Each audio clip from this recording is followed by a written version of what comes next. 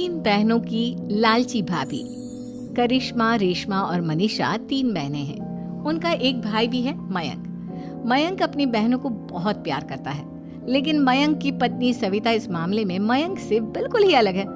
वो अपनी ननदों का जितना बुरा कर सकती है उतना बुरा करती ही रहती है और अपनी ननदों पर हुक्म भी चलाती है। करिश्मा, करिश्मा, तुमने अभी तक नाश्ता नहीं बनाया? तुम्हारे भैया को ऑफिस जाने में देर हो रही है। हाँ भाभी, बस अभी बनाती हूँ। करिश्मा, तुम ये ढीलापन छोड़ दो। कल को पराये घर जाना है। वहाँ अगर तुम इस तरह से काम करोगी तो लोग क्या कहेंगे कि माँ ने और भाभी ने कुछ सिखाया नहीं। और तुम्हारी दोनों बहनें कहाँ हैं? रेशमा मार्केट गई है और मनीषा सो रही है। क्या? सुबह के 8 बज रहे हैं और ये महारानी अभी भी सो रही है? ये कहते हुए सविता अपनी सास दुर्गा देवी के पास जाती है। माँ जी, देख रही हो अपनी बेटियों के तौर तरीके? क्या हुआ बहू, सुबह सुबह क्या कर दिया मेरी बेटियों ने? अरे एक तो अभी अभी उठकर किचन में गई है, दूसरी सुबह सुबह बाहर चली गई और तीसरी अभी तक सो रही है। क्या करूं मैं इन तीनों का? मैं तो परेशान हो गई हूँ। जा जाकर उठा उसे और रेशमा से मैं बात करती हूँ। सविता सीधा मनीषा के कमरे में जाती है और उससे कहती है, महारानी जल्दी उठो, सूरज सर पर आ गया है। भाभी थोड़ी देर और सोने दो ना, मैं रात को लेट सोई थी। वो क्या ना, यूनिट टेस्ट चल रहे हैं। शराफत से उठती है या नहीं, या फिर पानी की भरी बाल्टी डालूं तेरे ऊपर?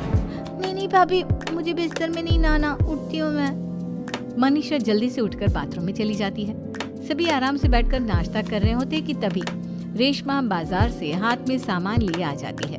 रेशमा को देखते ही सविता उस पर बरस पड़ती है। लो, आ गई महारानी। ऐसा भी क्या सामान लाना था जो सुबह आंख मलते ही बाजार की तरफ रवाना हो गई? भाभी, कल आप ही तो चीख रही थी कि घर का सारा सामान मुझे ही लाना पड़ता है, घर में किसी को भी किसी काम से कोई लेना देना नहीं है। अब मैं बाजार जाकर सामान ले आई तो आपको इस बात से भी तकलीफ हो रही है? देख रही हो माँ जी, अपनी बेटी की जुबान कैंची से भी तेज चलती है।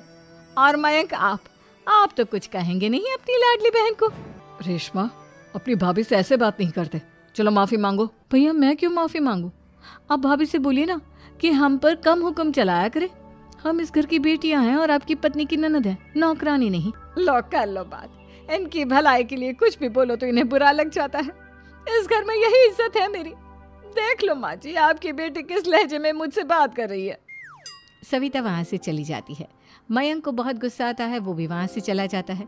फिर करिश्मा रेशमा को समझाती है, रेशमा, तुम्हें भाभी से माफी मांग लेनी चाहिए थी ना। लेकिन दीदी, मैंने कुछ किया ही नहीं, तो मैं माफी क्यों मांगू?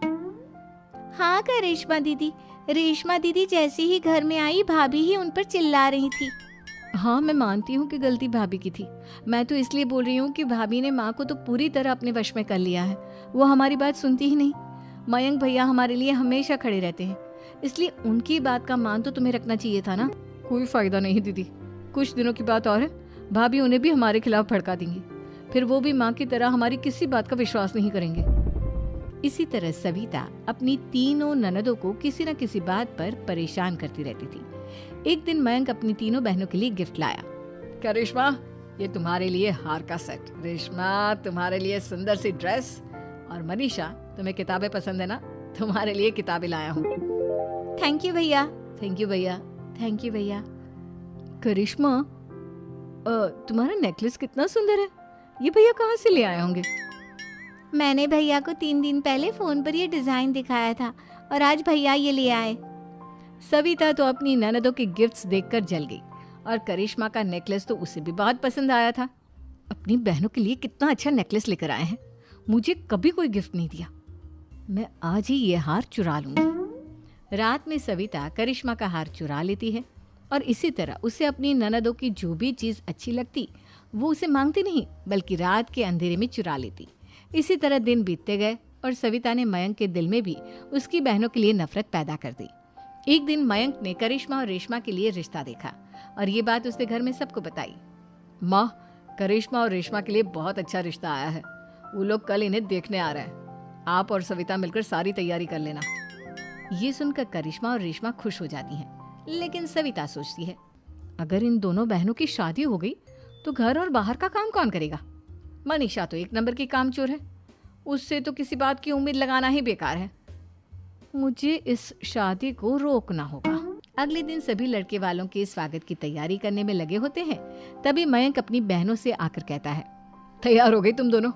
देखो दोनों लड़के बहुत अच्छे हैं, मैं कोई कसर नहीं छोड़ना चाहता, इसलिए तुम उनके सामने अच्छे से बिहेव करना और अपनी भाभी से लड़ने मत लग जाना। करिश्मा, तुम वो नेकलेस पहन लो ना जो मैं तुम्हारे लिए लाया था। भैया मैं बहुत देर से वो नेकलेस ढूंढ रही हूँ, लेकिन मुझे मिल ही नहीं रहा। क्या तुमने नेकलेस खो दिया? तुम्हें पता भी है वो कितना महंगा था? तुम कोई काम ढंग से नहीं कर सकती। मयंक गुस्से में वहां से चला जाता है। थोड़ी देर बाद लड़के वाले भी आ जाते हैं। वो दोनों बहनों को पसंद कर लेते हैं और रिश्ता पक्का हो जाता है। लेकिन सविता के दिमाग में तो कुछ और ही खिचड़ी पक रही थी। वो पंडित जी के पास करिश्मा की कुंडली लेकर जाती है और उन्हें पैसे देकर करिश्मा की कुंडली बदलवा देती है। जब लड़के वालों के पास करिश्मा की कुंडली जाती है तो वो दुर्गा को फोन करते हैं। बहन जी, हमने करिश्मा की कुंडली अपने पंडित जी को दिखाई थी। आपकी बेटी की कुंडली नहीं बल्कि दोषों का पिटारा है। देखिए, मैं और मेरे पति इन सब बातों में बहुत विश्वास करते हैं, इसलिए हम आपकी बेटी से अपने बेटे की शादी नहीं करा सकते। इस तरह करिश्मा का रिश्ता टूट जाता है और सभी घर वालों को बहुत दुख होता है। अब कविता सोचती है, चलो करिश्मा का तो रिश्ता टूट गया, अब रेशमा का भी रिश्ता तोड़ना है। क्या करूं? अब सविता आवाज बदलकर किसी अननोन नंबर से रेशमा के होने वाले ससुराल में फोन करती है। हेलो, मैं कौन हूँ कौन नहीं ये आपके लिए जानना ज़रूरी नहीं, बस इतना सुन लो कि रेशमा का 2 साल से किसी के साथ अफेयर चल रहा है। बस रेशमा का रिश्ता तोड़वाने के लिए सविता का इतना कहना काफी था। अब रेशमा का भी रिश्ता टूट गया। मयंक और दुर्गा देवी ने रेशमा को खूब खरी खोटी सुनाई और उससे बार बार उस लड़के के बारे में पूछने लगी। आप दोनों मुझे क्यों परेशान कर रहे हो? अरे कोई लड़का होगा मेरी लाइफ में तो मैं बताऊंगी ना, जब कोई है ही नहीं तो कहाँ से लाऊं मैं कोई लड़का? तो तेरे होने वाले ससुराल वालों को फोन किसने किया था? माँ, मैं नहीं जानती किसने फोन किया था, मैं सच कह रही हूँ। मैं तो पहले ही कह रही थी इसकी लगाम खींच कर रखो, लेकिन मेरी सुनता ही कौन है। आप चुप रहिए भाभी, ये सब आपका ही किया धरा है।